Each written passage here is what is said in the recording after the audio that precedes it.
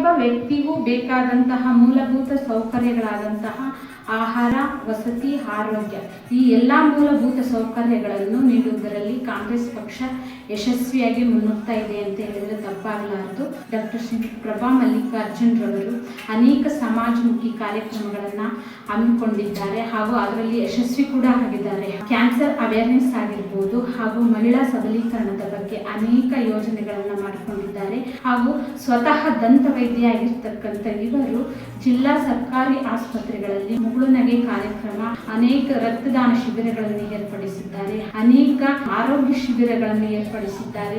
ಈ ಬಾರಿ ಚುನಾವಣೆಯಲ್ಲಿ ನಮ್ಮ ಅಮೂಲ್ಯ ಮತಗಳನ್ನು ನೀಡಿ ಅವರನ್ನು ಬಹುಮತಗಳನ್ನು ಗೆಲ್ಲಿಸಬೇಕು ಅಂತೇಳಿ ತಮ್ಮಲ್ಲಿ ವಿನಂತಿಸಿಕೊಳ್ಳುತ್ತೇನೆ.